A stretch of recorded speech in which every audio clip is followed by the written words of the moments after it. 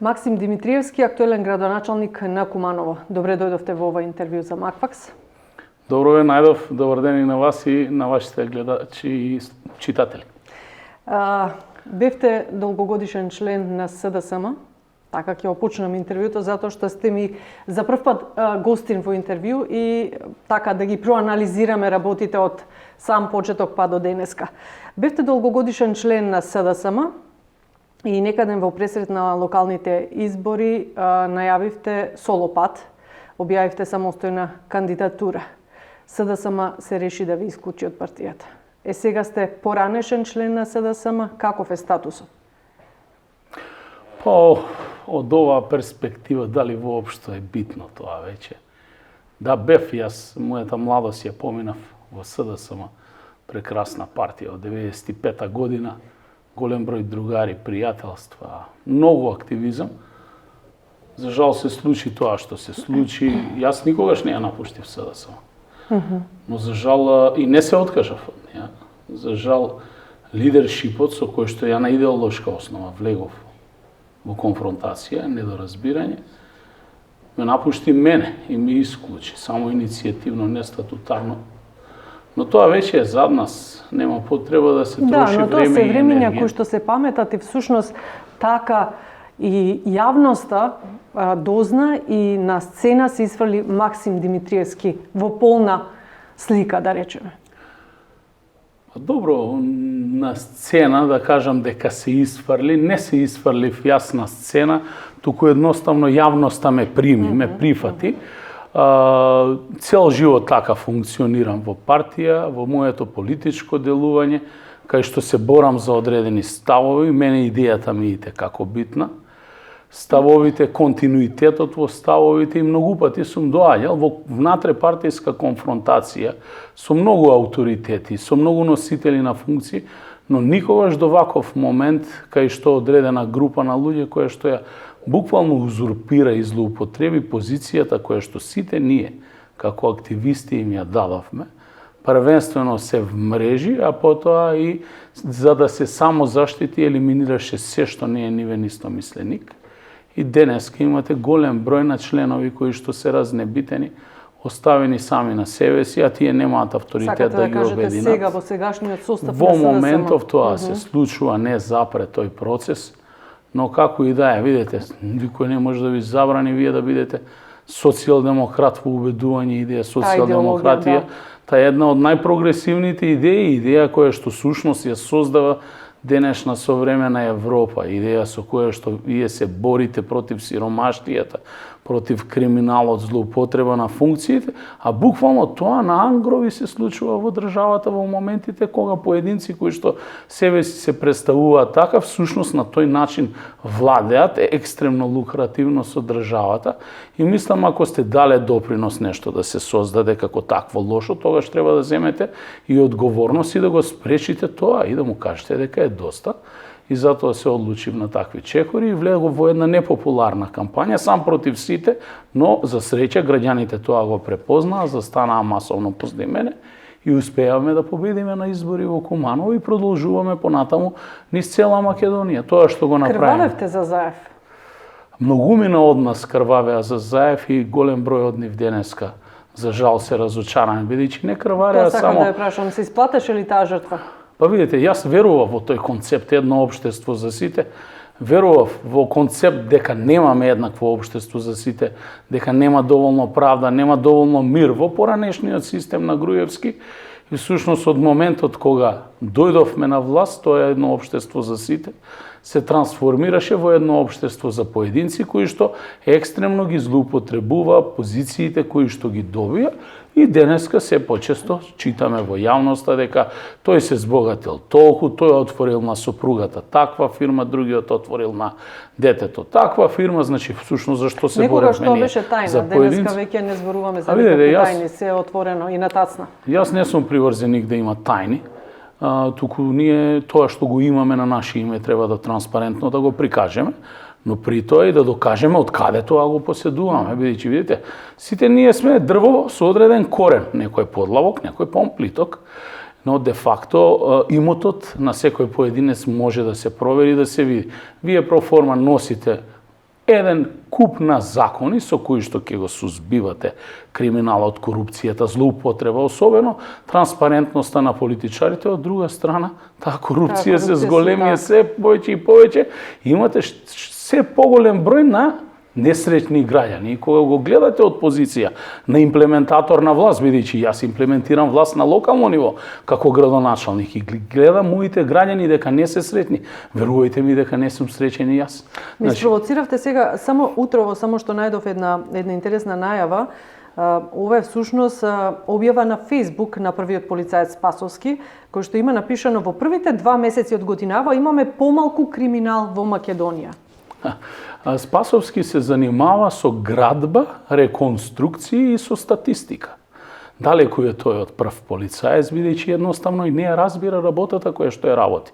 Ако се вратиме наназад, кога можеби МВР бил и најлош во времето на Јанкуловска и најпартизиран, всушност ќе сватите дека и тогаш било подобро од денеска. Зошто? Се е исто, само теркот кој што се применува е различен. Од друга страна, довербата... Се исто, само него го нема.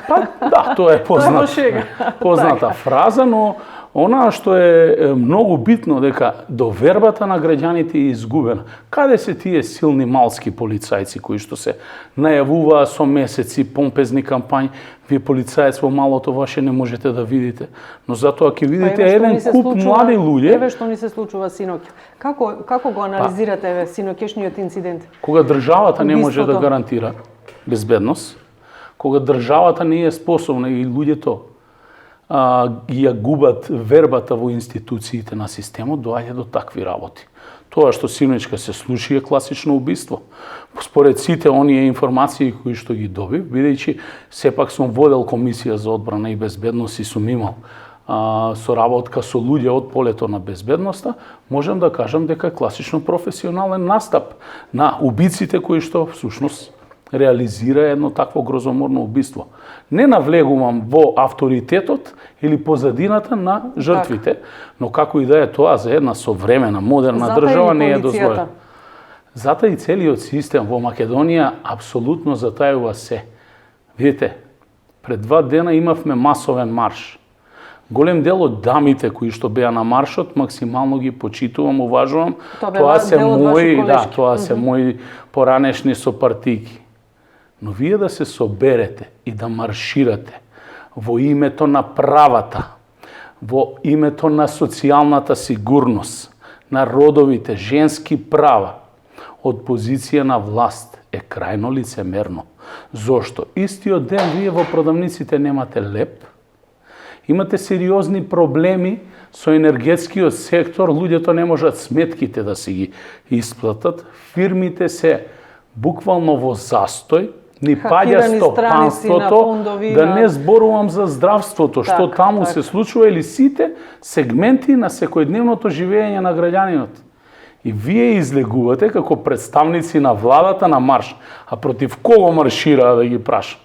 Против самите себе си, бидејќи тие се всушност луѓето кои што ја водат оваа држава, и тоа е крајно лицемерно и општо неприфатливо.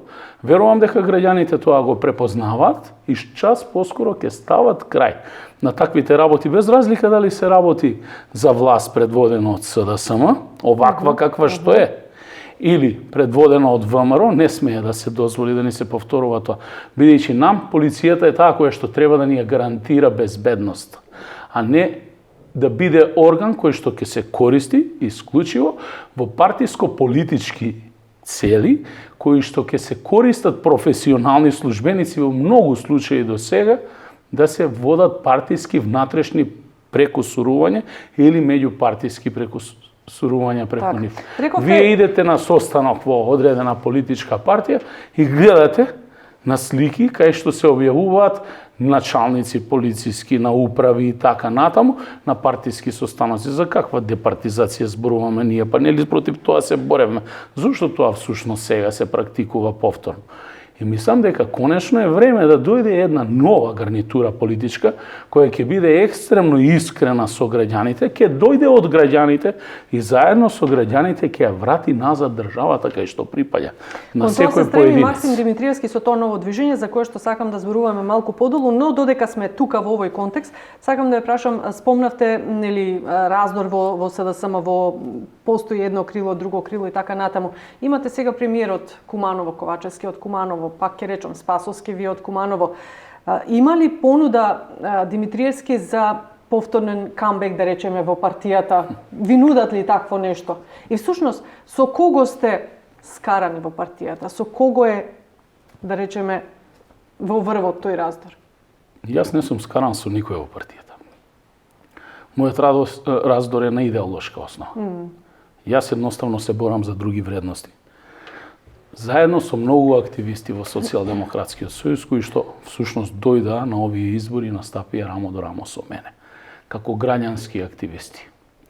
Воопшто имало обиди и се уште има, особено луѓе кои што доаѓаат со одредени пораки, носители на високи политички функции. Тоа се оние гласници. И се нуди да се вратам во редовите на СДСМ. Значи, мене СДСМ ми е тука, но не ми е местото помеѓу тие луѓе тамо, бидејќи тие го уништија тоа мое СДСМ кое што ние со генерации го создадовме наназад и го доведоа на оваа дерече кое што е денеска. Видите, влада е еден феномен во оваа држава кој што е едноставно необјаснив. На времето 90-тите години од страна на поранешните комунисти се велеше дека ВМРО-вците биле пробугарски ориентирани, а комунистите пак биле просрпски ориентирани. И денеска СДСМовците стана најголеми, што би рекле граѓаните во наводници, бугараши или врховисти, а овие другиве стана многу посрпски, просрпски ориентирани. Значи, тоа е феномен. Зошто се случува тоа? Затоа што многу поединци кои што менажираат се апсолутно гладни за власт. Воопшто не им е битна ни програмата, ни принципот. Спремни се да прегазат преку се. Затоа ова што ни се случува денеска е недозволиво. Максим Димитриевски оди понатаму заедно со своите соборци, со кои што на последните избори во Куманово настапи, да ја шири својата идеја, заедничката идеја на тој тим на луѓе, низ цела држава и едноставно да им објасни на граѓаните дека има нови сили кои што сакаат една различна, една нова Македонија, која што ќе донесе поубаво утре за сите. Но не тоа само како чиста празна флоскула, туку суштински да се врати државата таму кај што треба. И тоа ние само не го говориме само теоретски. Тоа ние го практикуваме во Куманово.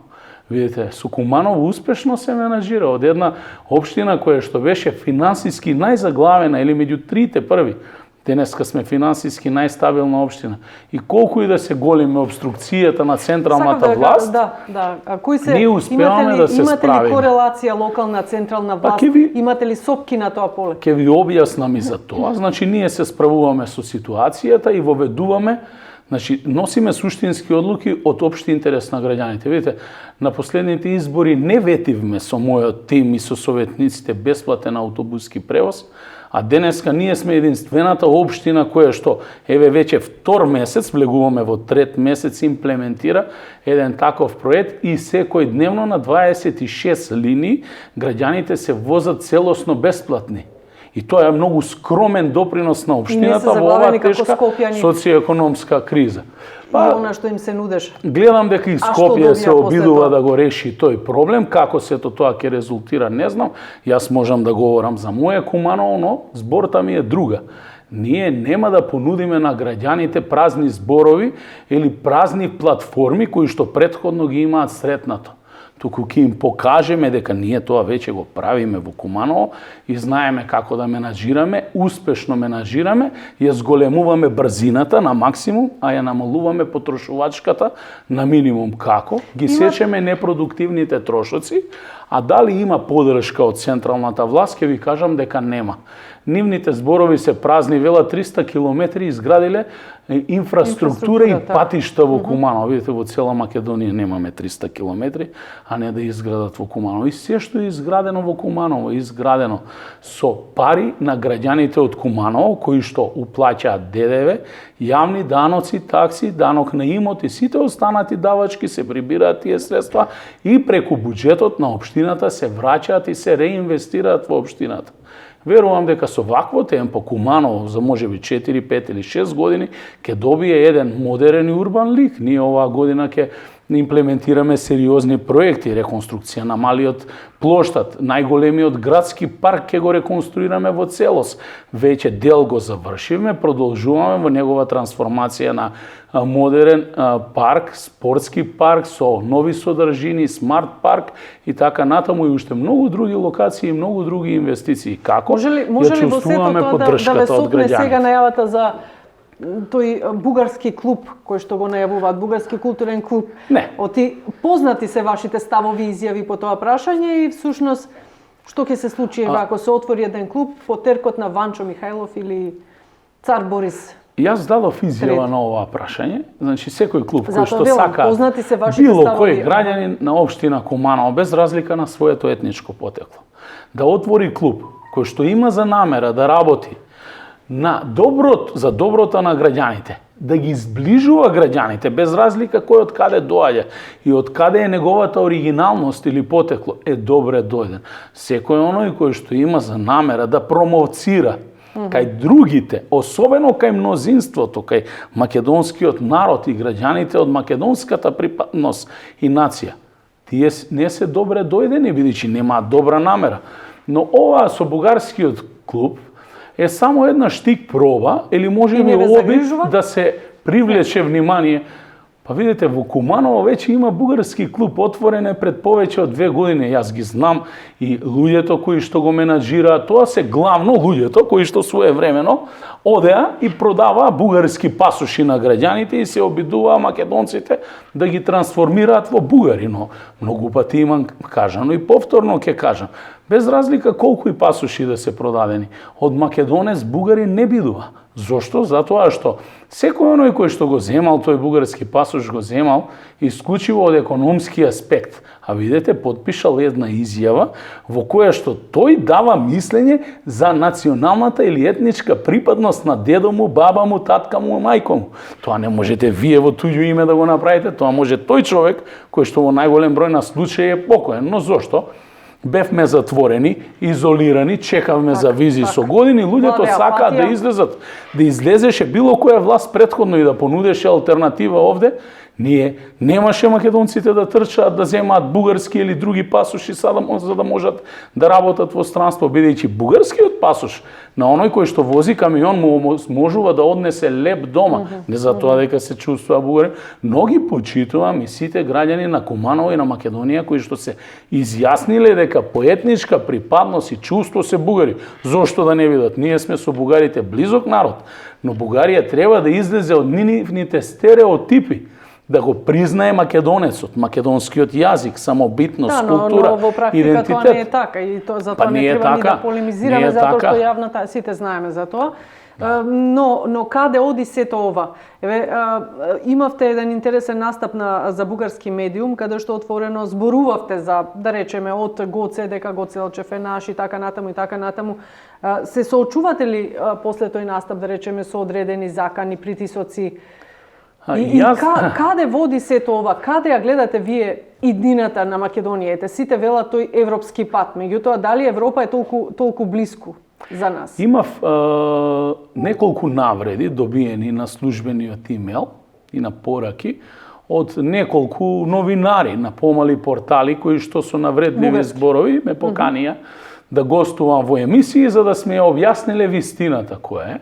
Нека им служи на честа, мислам, првично ниту е морално етички, ниту пак е професионално, но како и да е, јас сум изненаден од пристапот на поединци кои што се наоѓаат на високи државни или биле на високи државни функции во Бугарија и всушност сваќам дека и денеска во 21. век Бугарија се нема ни милиметар променето од периодот на Сан-Стефанска или пак на Бугарија во составен дел на Варшавскиот пакт и Советскиот сојуз. Значи, тоа што сум изненаден е нивното убедување, со колкаво големо верување тие веруваат дека навистина биле администратори. Или поединци. Додека? Да. И како значи, сега видите, ние народот не може да биде фашист. Уредувањето на тогашната држава, нивната влада била профашистичка, потписници се на значи договорот, сојузници се на Германија, тоа го тврди и нивниот тогашен премиер, окупацијата е признаена, декларација е усвоена, има писмени документи за тоа, но да не навлегувам во историјата, јас сум изненаден со фактот од колективното слепило кое што владее за жал во оваа на нам и блиска и соседна држава, бидејќи сакале да признаеме или не, ние имаме многу блиски пријатели, па дури и роднини и луѓе кои што ја почитуваат и сакаат оваа држава. Јас од друга страна имав и голем број на честитки од страна на граѓани на Република Бугарија, кои што се мои пријатели во делот на настапот. Јас се обидов да не навредам никој, особено не господинот Христо Христов, кој што се представува и е внук на Гоце Делчев. Не можам да навлегувам во неговото лично чувство, тоа е лично негова работа, но секако дека тој не е човекот кој што може да каже за некој пред една или две генерации од неговите предци како тој се чувствувал, бидејќи имаме и други внуци на Гоце Делчев, кои што пак кажуваат дека Гоце Делчев почувствува македонец врз база на тоа што тој го пишувал, творел, како ја водел организацијата и така натаму. Како ние сега на сето ова да веруваме во една подобра иднина за државата, кога имаме таков сосед кој што веднаш после тепачката во Охрид, која што беше малтене во тоа време недокажана или неиспитана, имавме закана со ново вето и тоа вето ни се заканува во секој момент кога малку ќе се покрене таа остра реторика и кога ние се бориме во 21. век за нашите основни права, за правото за јазик, за правото за самоопределување. Наседнуваме ли ние на овие трикови на Бугарија? Нели е подобро многумина кои што дошле овде велат треба да ги игнорираме, да се однесуваме игнорантски кон таквите изјави, кон настапите на Џамбаски и така натаму. Меѓутоа, како тоа да го игнорираме, кога задира длабоко во нашето чувство? Проблемот кој што доаѓа од Бугарија е едностран. Кога ќе направите анализа, дали денеска по историското потпишување на договорот за добро соседство и пријателство, односите помеѓу двете држави е подобар, сите ќе кажат не. Тоа што Желју Желев и Киро Глигоров го изградија врз база на взаемна комуникација, разбирање, почитување, овој договор во целост го сруши. Тоа покажува дека ние историски сме имале плејада на добри политичари на сметка на ова што сега го имаме. Не само тоа. Тоа покажува дека всушност договорот за добро соседство и пријателство е првично погрешна работа, потоа избрзана работа, затоа што текстот кој што е ставен внатре не е сожвакан или обработен до крај. Зошто еден меѓудржавен договор би се чувал во тајност од јавноста? Ја бев 2017 пратеник пред да станам градоначалник на Куманово. Значи, јас не знаем ништо за овој договор. 2018 година се внесе во собрание да се гласа, јавноста не знаеше какво таа политичка елита ќе не води, ако не ни кажува што потпишува и како потпишува. Се некако на тесни врата, на мали врата. И таквите договори резултира со тоа. И замислете, во еден момент доаѓа решение, имаме прекрасен амбасадор во Бугарија, го повлекуваме и Димитров од разговорите и даваме мандат. Колку успешни и искусни дипломати ние имаме на тие позиции. Но владата дава мандат на Владо Бучковски, кој што го следи афера за резервни делови за тенкови кои што токму доаѓаат од соседна Бугарија. Па кого ќе представува таму, нас или другата страна? Затоа велам дека овој договор е штетен, а францускиот предлог, кој што всушност е резултат на тврдите ставови на една од страните, тоест Бугарија, која што е земја членка на Европската унија, е апсолутно нешто што многу штети на долгорочен план на државата, затоа што ние со францускиот предлог еден билатерален проблем кој што го имаме јас и вие, парафразирам, го трансформираме во проблем во билатерални мој рамки и ние го проширивме во меѓународни. Повеќе држави. Зошто? Значи, билатерален го трансформирате во мултилатерален. Оваа држава многу пати велам најголемиот сојузник се Соединетите Американски држави. Единствено со нив имаме подпишано стратешки договор за стратешко партнерство. Со другите држави немаме таков. Нивниот помошник државен секретар излезе на самиот почеток на процесот со францускиот предлог и јасно рече: ова е билатерален проблем, државите треба да го решаваат спогодбено помеѓу себе, Македонија треба да стане полноправна членка на Европска унија и да разговара за страна Америка, од друга страна Европа и ние сме на крстопат. ќе си најде начин ваквите феномени кои што се раѓаат во нејзините редови да си ги превенира, бидејќи ако ова денеска се случува со Македонија, утре ќе се случува и со Србија, задутре и со Црна Гора, еден ден и со Босна и Херцеговина и со многу држави членки кои што сакаат да бидат потенцијални членки на Европската унија. А замислете што ќе се случува еден ден со една Украина која што од ден на ден влегува во се покомплицирана држава, а исто така и Украина природно припаѓа на Европска унија, еден ден треба да биде држава членка. Што значи Европа ќе се изнајде механизам наместо со француски предлози, по принципот поголемиот да го скрши помалиот, значи да изнајде начин да се држи до вистинските европски вредности на Жан Моне и да ги штити правата на малцинствата и помалите држави во однос на големите, бидејќи токму ова унија и е создадена во духот на Моне за да овозможи заштита на малите етнички заедници и малите нации.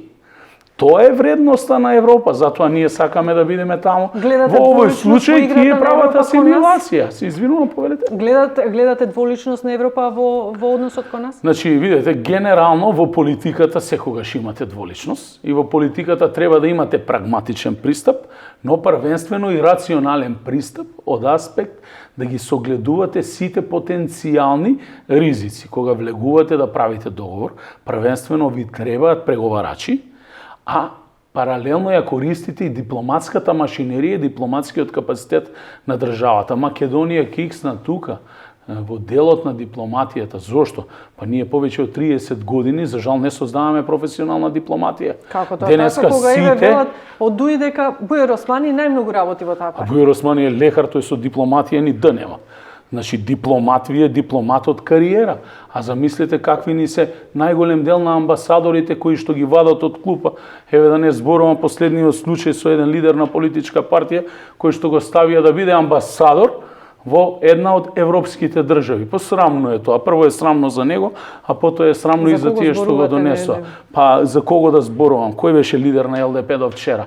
Се испазари крајно некоректно и си замина во амбасадор. Па на што личи тоа? Нели? Поранешните структури на поранешната опозиција, кои што се бореа под слоганот нема правда, нема мир, се бореа за професионална дипломатија, се бореа за професионални институции, деполитизација на институциите. Што тоа се случува? Заре му е место на лидер на политичка партија кој што не знам ни што е по образование да биде дипломат од кариера или амбасадор? А да не зборувам за сите оние дописници и членови на кабинети кои што доаѓаат од редовите на Дуј. Дуј владеја со оваа држава повеќе од 20 години. Дуј е тој кој што си ја менува власта по потреба. Ама не се тие му служат и едни и други. Па затоа што такви им се партнерите. Такви им се партнерите и тоа мора час поскоро да го спречиме. Затоа што првично со пушка влегува во собрание на парламентарни избори, добија поддршка, легитимитет. Од законодавната ја превзема извршната власт, ставија контрола на целата извршна власт, а денеска наред ви е правосудството и дополнително обвинителството. И јас тогаш не се изненадувам како процесуирана анонимна пријава, досуга, верувајте ми, ги имам над 80 во Куманово, со процесуираат и секојдневно оперативци од МВР и други лица од обвинителство ми водат истраги. Зошто па? Вие ако се дрзнете да го кажете ова против системот, нормално е дека ќе бараат начин да бидете загрозени. Зошто? Ако не повеќе да ве уплашат. Знаете како ми вели еден пријател?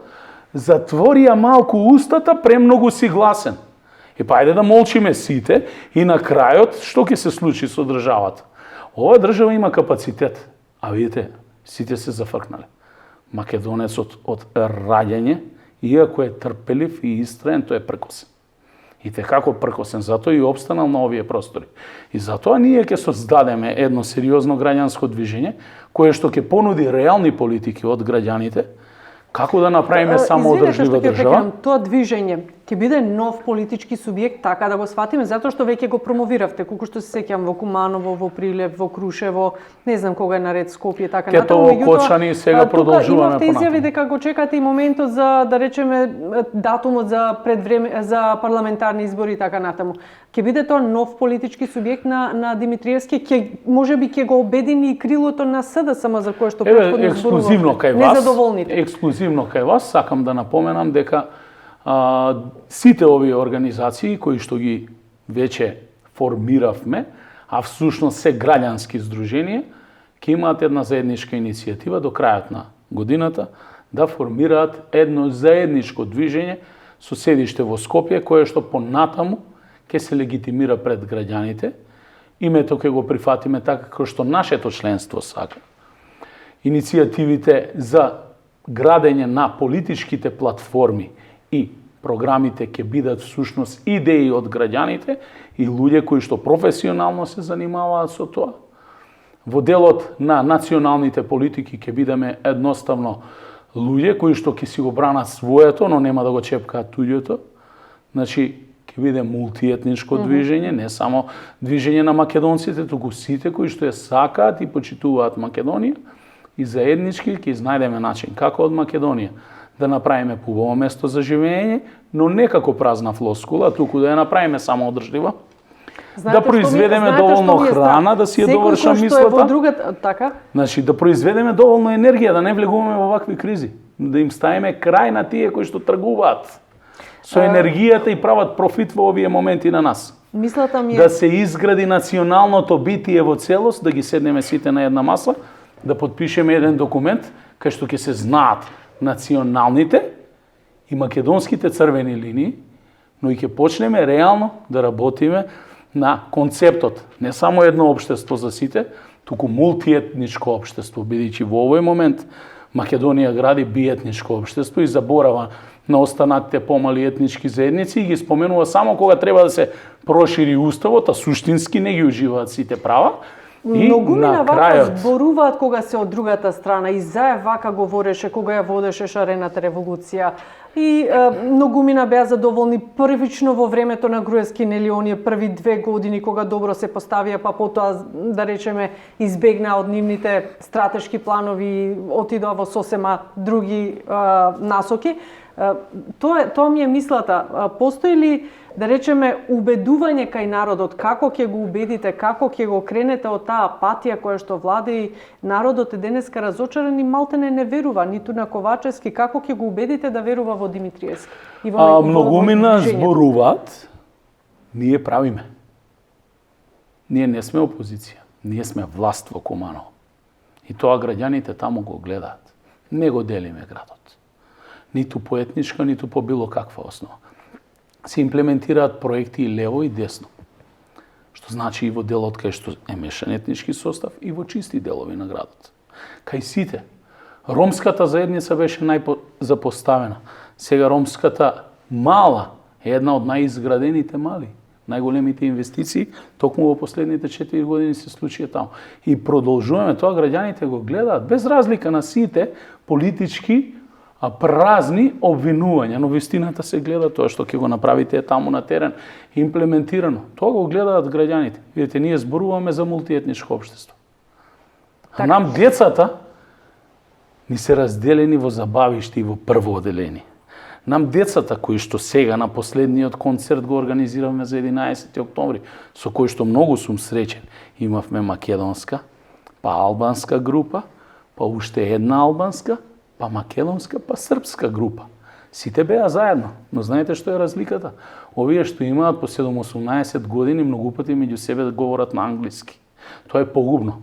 Како вие ќе имате интеграција во системот ако имате млад албанец кој што не го познава македонскиот јазик? Каков систем, какво општество ние ќе градиме? Која е целта всушност? Да се споиме, да се обединиме, да работиме за заеднички вредности и да бидеме раздвоени. На кого му одговара да бидеме раздвоени? Како ќе постигнеме тоа обединување при толкова поларизација и разединетост? Еве ќе речам дека утрово пак, како што реков, прочитав уште една интересна мисла, вика, сега и Охридскиот договор стана тесна кожа за албанскиот политички фактор. За какво ние обединување во општеството може да зборуваме? Да, стана тесна кожа затоа што сега во овие моменти имате во одредени моменти блокада на мнозинството од страна на малцинството. Значи, вие решавате во овој момент прашање кое што задира директно во сржот на македонската нација и македонскиот народ. И со бројка во собрание ви го решаваат представници од друга етничка заедница. Тоа е општо неприфатливо. Па ние треба да воведеме бадинтери за мнозинството. Како тоа? Бадинтерот се покажува непрактичен. Тој го крши уставот, ја крши волјата на мнозинството на граѓаните. Еве, друг пример ќе ви дадам во Куманово. Значи, во Слупчане, колегата си издал дозвола и се изгради под спомен обележје споменик на 37-8 метри за УЧК. Донеле одлука за спомен обележје, градат споменик.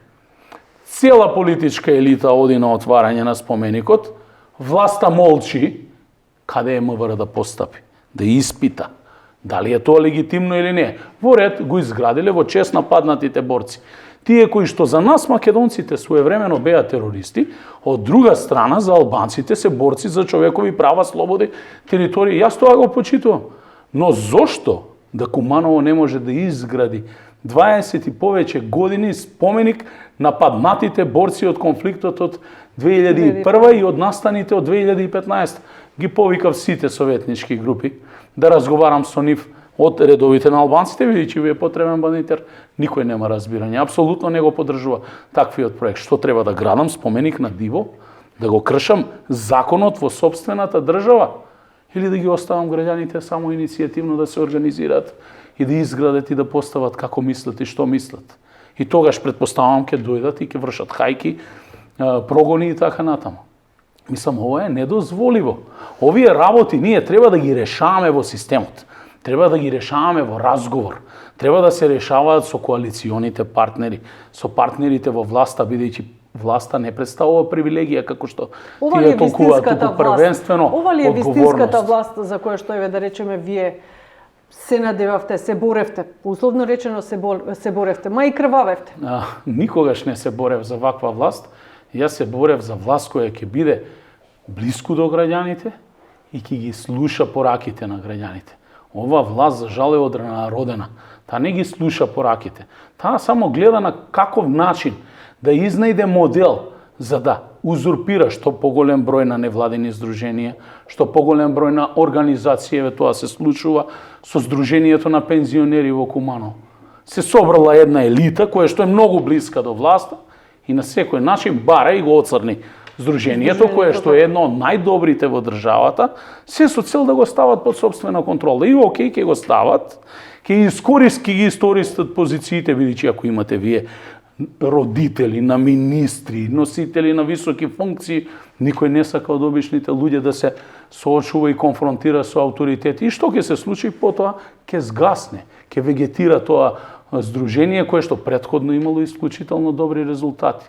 Тоа ни се случува да се стави во секој сегмент и пора контрола и по системот на контролиран број на гласачи да се обезбеди поддршката за следната власт. Па тоа е системот на Груевски. Ние го имаме тој систем веќе окусено на кожа. Значи треба да му ставиме крај, ние се бореме против тоа. Како да бидам задоволен? Кај мене се јавил револт како човек. Впрочем, па не можам да бегам јас од вистината и да ме гледаат и моите деца и нивните другарчиња и да ми ја кажуваат вистината во очи, дека ова ништо не оди, не е добро. Доволно е само еден ден, 5 минути да поминете во државна болница и да видите што се случува. Сите кабини се отворени. Тоа јас го видов пред 10 дена. Сите кабини се отворени, лекарите работат, помошниот технички персонал, медицинските сестри, сите работат на максимум, а вака е надвор. Зошто? Па немате изградено систем, затоа што немате ниту ефикасност, ниту ефективност. Затоа што тие кои што ви работат внатре до вчера не можеа плата да земат затоа Имате што разочараност некој и кај дозволил вработените и кај да не народот. обезбеди бекап на системот кој што им го хакирале.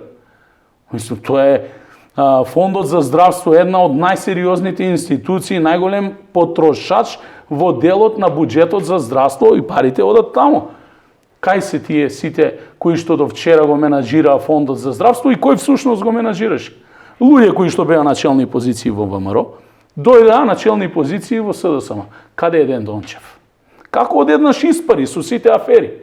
И тоа некако се дефокусира преку одреден број на медиуми кои што се контролирани. Денеска правиме една тема, ја пуштаме во етер и дефокусираме од актуелна друга тема. Па видете ги пиар службите како работат и во владата и во сите други агенции.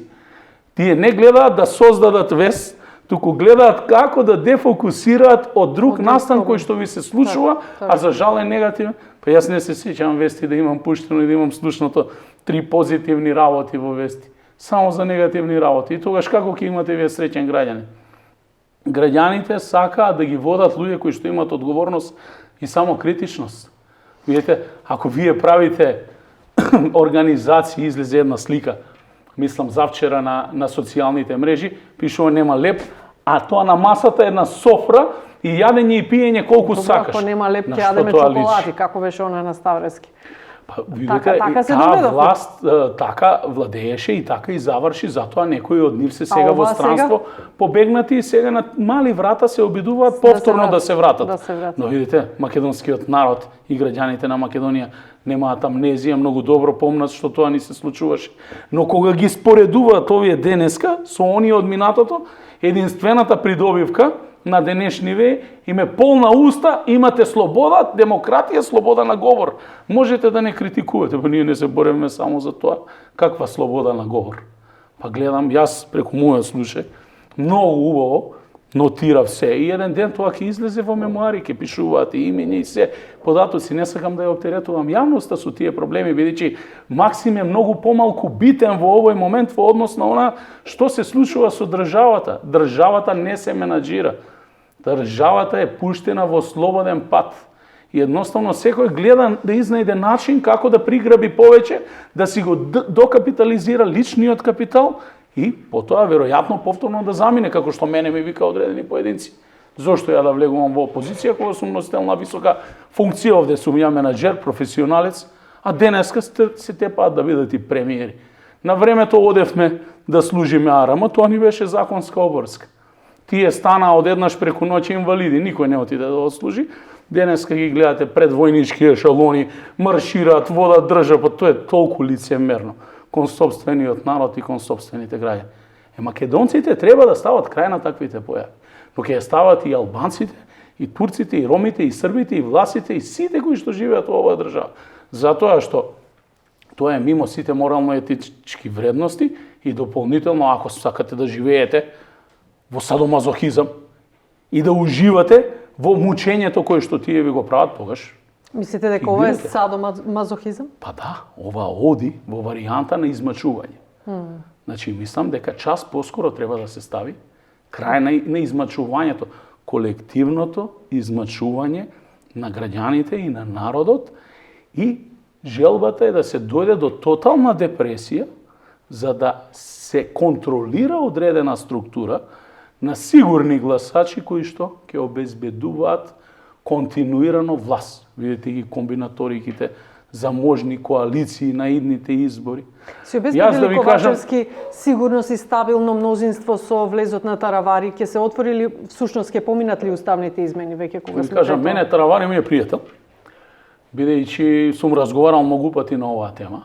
Он има различни убедувања од моите и мислења по однос на тоа како треба да се делува, но нека име со среќа. Ова е интересна коалиција, чиста интересна коалиција за споделување на власта, но мора да знае мојот пријател дека тоа значи споделување на одговорност и за помалку од една година ќе излеземе пред граѓаните и ќе треба да дадеме секојаш за своето.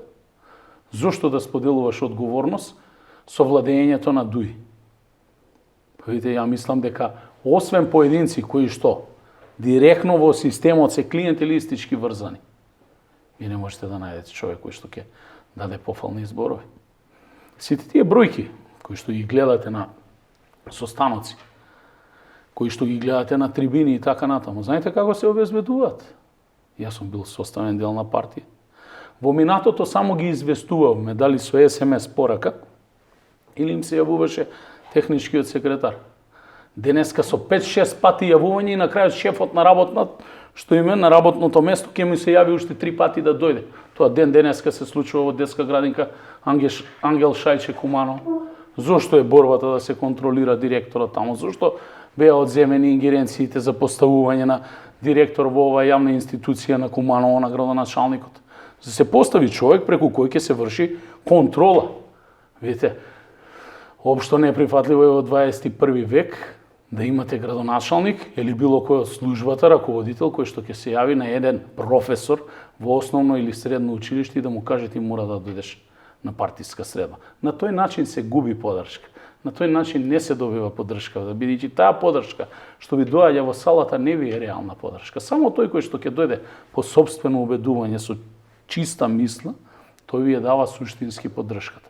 Веруете ми, нашето граѓанско движење и во Куманово, и во цела Македонија ќе обезбеди такви поддржувачи. Противниците прашуваат дали бранковистот ќе вклучи Бранко Црвенковски во движењето или веќе можеби е вклучен, не знам. Па добро, ако ме сметате мене дали сум бранковист, затоа забележав противниците да ви кажам, пошто видејќи рековте дали бранковистот ќе го вклучи Бранко. Јас, например, кога го бираме Зоран Заев на Конгресот, бев првиот дискутант кој што упати многу сериозни критики кон Црвенковски во тоа време. На неговите познати зборови, ресетирање на партијата, јас сметав дека треба да се форматира, бидејќи партијата требаше сериозни реформи да има. Но исто така упатив и сериозни критики на Зоран Заев во одредени моменти кога грешиш. Видите, демократијата е тоа, слобода на говор, да имате право да кажете се и на крајот да не носите последици врз база на искажаните зборови. Јас не можам никој го да вклучам. Јас сум отворен да соработувам со сите. Сите се добре дојдени и секако ние на следните избори ќе дадеме шанс на луѓе кои што првенствено сакаат да бидат креативни, докажани во сите општествени сегменти, потврдени и луѓе кои што ќе знаат да направат резултати.